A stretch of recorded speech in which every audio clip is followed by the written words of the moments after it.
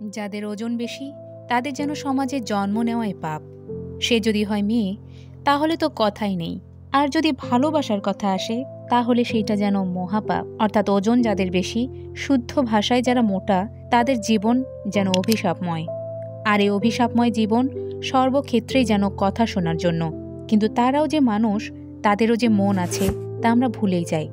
আর যখন সেটা রিয়েলাইজ করি তখন বড্ড দেরি হয়ে যায়।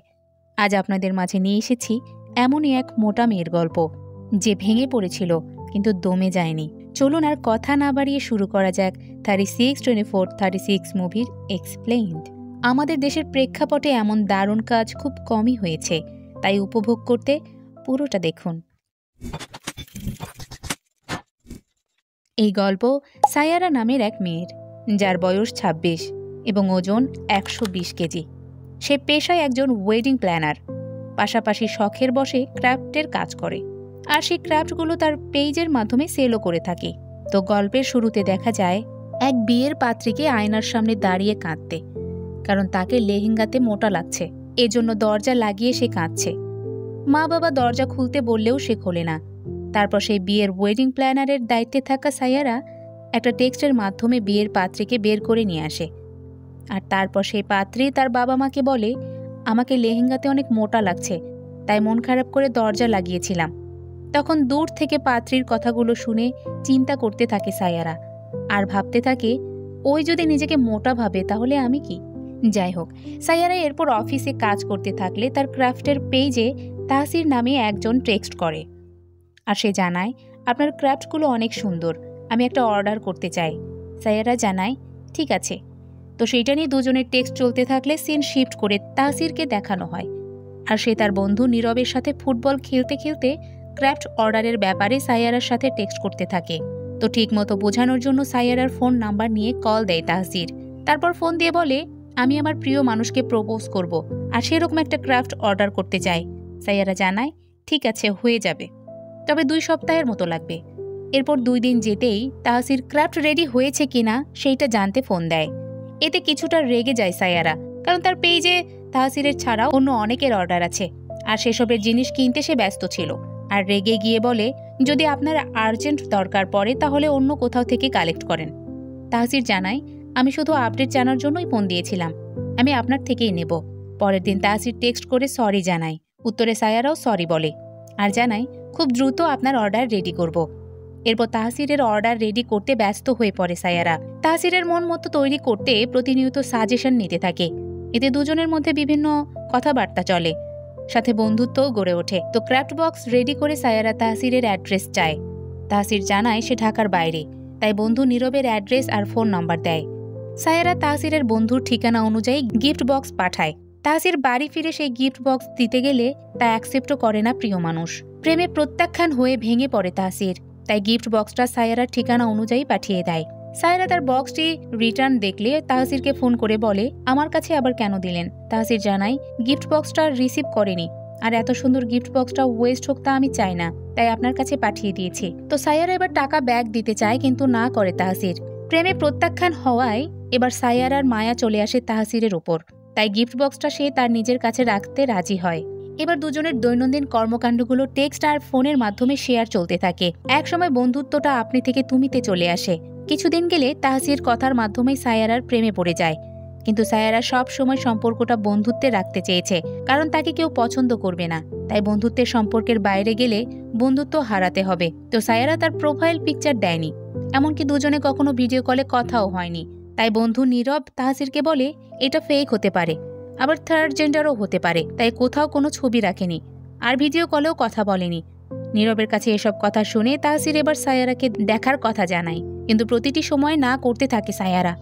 কথা বলতে বলতে 3 মাস অতিবাহিত হয়ে যায়। তখন তাহসির সায়ারার প্রেমে একদম পাগল প্রায়। এর মধ্যে তার বার্থডে চলে আসলে সায়ারাকে দেখা করার জোর দাবি জানাতে থাকে। সায়ারা আবারও নাতে অটল থাকে, কারণ সে জানে তাহসির তাকে দেখলে আর পছন্দ করবে না। যেখানে ছোটবেলা থেকে মোটা হওয়ার জন্য হেনস্থা হতে হয়েছে, তাই সে চায় না তার সবচেয়ে প্রিয় মানুষও তাকে নিয়ে নেগেটিভ মন্তব্য করুক, তাই দূর থেকে শুধু কথা বলতে চায়। তারপরও তাহসিরের জোড়াজুড়িতে এবার তাকে রাজিই হতে হয়। তাই দেখা করার দিন আয়নার সামনে নার্ভাস হতে থাকে সে। কি পরবে না পরবে সেটাও শুধু তার ফ্রেন্ডকে বলতে থাকে। আরও চিন্তা করে যদি তাহসির তাকে দেখে চলে যায়। ফ্রেন্ড জানায় যেহেতু এতদিন ফোনে কথা বলায় তাহসির আকৃষ্ট হয়ে গেছে, তাই চলে যাবে না আর প্রত্যাখ্যানও করবে না। ফ্রেন্ড আরও সাহস জোগায় সেখানে। তারপর সাইয়ারা সুন্দর এক ড্রেস পরে তাহসিরের সাথে দেখা করতে অনেকটা ভয়ে ভয়ে রেস্টুরেন্টে আসে। সাথে আরও নিয়ে যায় নিজের হাতে বানানো কেক আর গিফট বক্স। তো তাহসির ভালোভাবে ওয়েলকাম করে সাইয়ারাকে। এতে সাইয়ারা যে ভয় পাচ্ছিল তা কেটে যায়। এরপর দুজন মিলে কেক কাটতে থাকে। তখন তাহসিরে মুগ্ধ হয়ে যায় সাইয়ারা আর প্রেমেও পড়ে যায়। সেদিনে একসাথে কাটানো প্রত্যেকটা মোমেন্ট এনজয় করে সাইয়ারা। তারপর সাইয়ারাকে বাসায় নামিয়ে দিতে যায় তাহসির।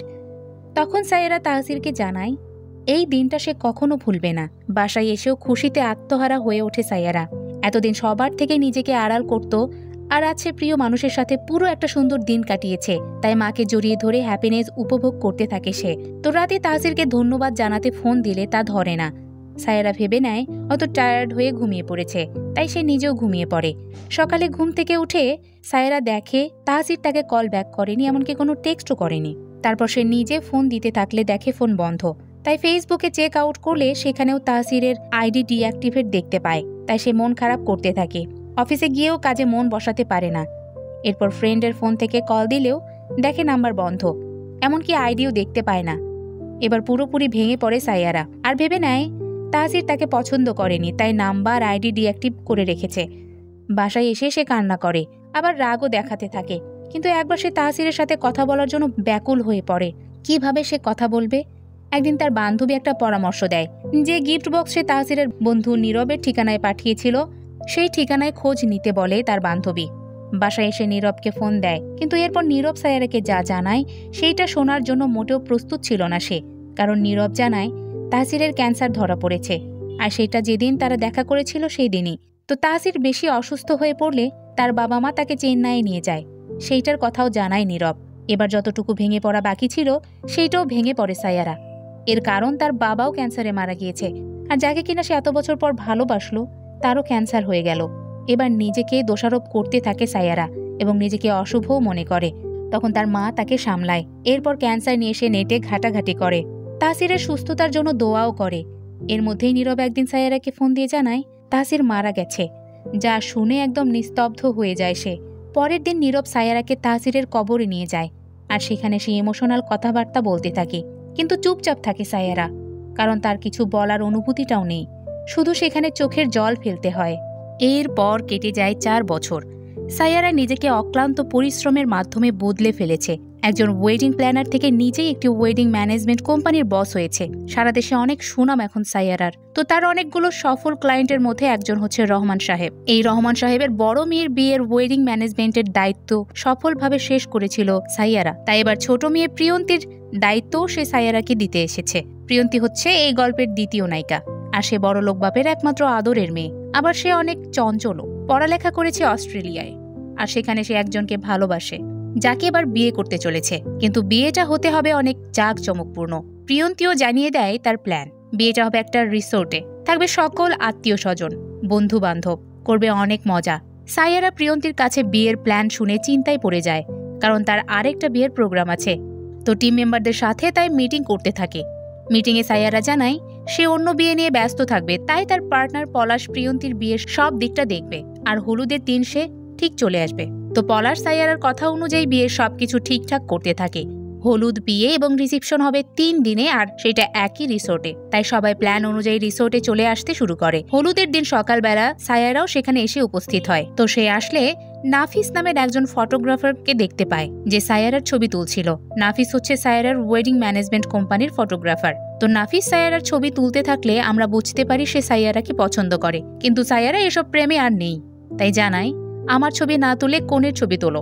এবার প্রিয়ন্তীকে দেখানো হয়, আর সে বিয়ে নিয়ে অনেক এক্সাইটেড। তাই সে এক ভিডিও ক্লিপের শুটে বলতে থাকে আজ আমি আমার প্রিয় মানুষকে বিয়ে করতে চলেছি, তাই খুব খুশি। কিছুক্ষণ পর রিসোর্টে বরপক্ষ চলে আসে। তখন বরপক্ষকে সবাই আনন্দের সাথে রিসিভ করে। প্রিয়ন্তীও তার পছন্দের মানুষকে দেখে খুশি হয়। তো সবাই বর এবং বরপক্ষকে নিয়ে আনন্দে মেতে থাকলে চমকে যায় সাইয়ারা, কারণ বরটা আর কেউ নয়, তার মারা যাওয়া ভালোবাসা তাহসির। তখন সেখানে তাহসিরকে দেখে যেন আকাশ থেকে পড়ে সে। যে মানুষটা তার কাছে মৃত, যার মৃত্যুর শোক 4 বছরেও সে কাটিয়ে উঠতে পারেনি, যাকে ভালোবেসে আজ সে ভালোবাসা নামক শব্দটা ভুলে গিয়েছে, সে এখন অন্য কাউকে কিনা বিয়ে করতে চলেছে। একটা মানুষের জীবনে এর চেয়ে বড় শকিং মুহূর্ত আর কিছুই হতে পারে না। তো আনন্দ উল্লাস করতে করতে তাহসিরেরও চোখ সায়ারার উপর পড়ে। তখন সেও স্তব্ধ হয়ে যায়, কারণ এই মুহূর্তে সায়ারাকে যে সে দেখবে তা একদম এক্সপেক্ট করেনি। এরপর নীরবও সায়ারাকে দেখলে অবাক হয়ে যায়। তো সায়ারা এখন কি করবে না করবে সেটা ভেবে না পেয়ে তার বান্ধবী তামান্নাকে ফোন করে। এরপর সব বিষয় খুলে বলে। তামান্না জানায় এখন সবকিছু ক্যান্সেল করে তার উচিত তাহসিনের সত্যটা সবার সামনে উন্মোচন করা, কারণ সে প্রফেশনাল দিকটা দেখে। তাই প্রফেশনাল দিকটায় তাকে যেন সমস্যায় পড়তে না হয়, তাই সবাইকে না জানানোর সিদ্ধান্ত নেয়। আবার সবকিছুর জন্য সে নিজেকেই দায়ী মনে করতে থাকে। তাই সব কষ্ট লুকিয়ে সায়ারা তার কাজ চালিয়ে যেতে থাকে। তবে ওইদিকে সায়ারাকে দেখে তাহসির ভয় পেতে থাকে আর ভাবে সায়ারা হয়তো সবাইকে সবকিছু বলে দেবে। এরপর সিন শিফট করে 4 বছর আগের তাহসিরের বার্থডের সিনটা দেখানো হয়, যেদিন সায়ারা প্রথমবার তাহসিরের সাথে দেখা করতে গিয়েছিল। তো সেদিন সায়ারার এমন ওজন দেখে তাহসিরের পছন্দ হয় না। বাসায় এসে বন্ধু নীরবকে জানালে নীরব সবকিছু ডিঅ্যাক্টিভেট করতে বলে। বন্ধুর কথা অনুযায়ী তাই করে তাহসির। কিন্তু আমরা তো দেখেছিলাম তাহসিরের নাম্বার আইডি ডিঅ্যাক্টিভেটের পরেও সায়ারা খুঁজে বেড়াচ্ছিল, আর তাই নীরবের নাম্বারে ফোন দিয়েছিল। তো সায়ারা নীরবকে ফোন দিলে তাহসিরকে বাঁচাতে সে ক্যান্সার হওয়ার বিষয়টা জানায়। এরপরই তাহসির অস্ট্রেলিয়ায় পড়াশোনা করতে যায়। আর এদিকে নীরব সায়ারাকে জানায় তাহসির মারা গেছে। তো অস্ট্রেলিয়া যেয়ে তাহসিরের প্রেম হয় প্রিয়ন্তীর সাথে। এরপর সিন শিফট হয়ে আবার চলে আসে বিয়েতে।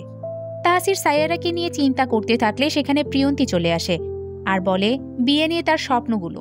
সেই সময় প্রিয়ন্তীকে ফোন দেয় সায়ারা। কিছুটা বিচলিত হয়ে পড়ে তাহসির। এরপর প্রিয়ন্তী তাহসিরকে সায়ারার সাথে পরিচয় করাতে নিয়ে আসে। পরিচয় করিয়ে দিতে থাকে সে। সায়ারা ব্যাপারটাকে স্বাভাবিক রাখতে চুপচাপ শুনে যায় আর সবকিছু গোপনই রাখে। সেখানে তাহসির বুঝে যায় প্রিয়ন্তীর সাথে সায়ারার ভালো সম্পর্ক। এরপর সায়ারা প্রিয়ন্তীকে একাকী একটা বিষয়ে কথা বলতে থাকলে ভয় পেয়ে যায় তাহসির, কিন্তু সেখানে শুধু বিয়ের ব্যাপারেই বলে সায়ারা। তো দুজনের এমন ক্লোজ রিলেশন দেখে চিন্তায় পড়ে যায় তাহসির আর নীরবকে বলে যদি সায়ারা সবকিছু প্রিয়ন্তীকে বলে দেয় তাহলে বিয়ে ভেঙে যাবে। তখন নীরব জানায় যেভাবেই হোক এই বিয়ে থেকে সায়ারাকে সরাতে হবে। এরপর দুজন একটা প্ল্যান করে। প্ল্যানটা হচ্ছে হলুদের দিন তারা সব লাইটের তার কেটে দেবে, যাতে হলুদের প্রোগ্রাম লাইটিং না থাকায় সায়ারাকে এই বিয়ে থেকে সরিয়ে ফেলে। প্ল্যান অনুযায়ী তারা সকল লাইটের তার কেটে দেয়। পরের দিন ইভেন্ট ম্যানেজমেন্টের লোক লাইট চেক করতে থাকলে দেখে তা কাজ করছে না। এরপরই দেখে সবগুলো তার কাটা। এর মধ্যেই হলুদের প্রোগ্রামের সময় চলে আসে। চারিদিকে অন্ধকার থাকায় সবাই চিল্লাচিল্লি করতে থাকে। প্রিয়ন্তীর বাবা সায়ারাকে দ্রুত সবকিছু ম্যানেজ করতে বলে। তো সায়ারার লাইটিং ডিপার্টমেন্টকে দ্রুত সব ঠিক করতে বললে তারা জানায় এত তার কাটা হয়েছে যে ঠিক করতে 1 ঘন্টা সময় লেগে যাবে, কিন্তু সবকিছু এখনই ঠিক করতে হবে। তাই কিছুক্ষণ ভেবে একটা প্ল্যান করে ফেলে সায়ারা। তখন দেখা যায় অনেকগুলো মশাল আর মোমবাতি দিয়ে স্টেজ সাজানো। এমন ইউনিক আইডিয়া দেখে সবাই মুগ্ধ হয়ে যায়। প্ল্যান ভেস্তে যায় তাহসির এবং নীরবের, কিন্তু এবার সবাই ডিজে চালু করতে বলে। এখন কি করবে সায়ারা? তখন নাফিস তার গিটার দিয়ে সবাইকে গান শোনাতে থাকে। এর মধ্যে লাইটিং ঠিক হলে সবাই হলুদে আনন্দে মেতে ওঠে। অনুষ্ঠান শেষ হলে সায়ারা নাফিসকে ধন্যবাদ জানায় গানের ব্যাপারটা হ্যান্ডেল করার জন্য। আরো দুজন বিভিন্ন কথা বলে। গভীর রাতে তাহসির নীরব সহ সবাই ড্রিঙ্কস খেতে ব্যস্ত হয়ে পড়ে। আর সে সময় ভিডিও করছিল পলাশ।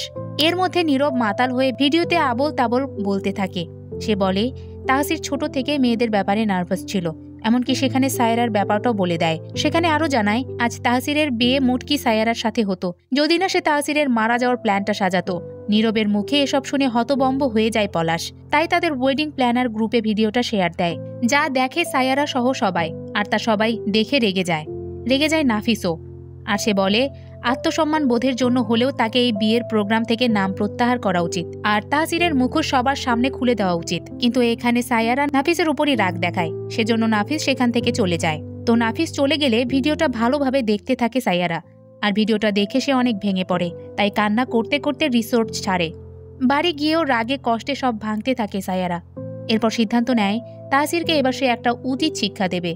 তো উচিত শিক্ষা অনুযায়ী তাহসিরের সেই গিফট বক্স পাঠিয়ে দেয় সায়ারা, যা পরের দিন সকালবেলা রুমে দেখে তাহসির বক্সটা খুললে দেখে সেখানে একটা চিঠি আর কাফনের কাপড়।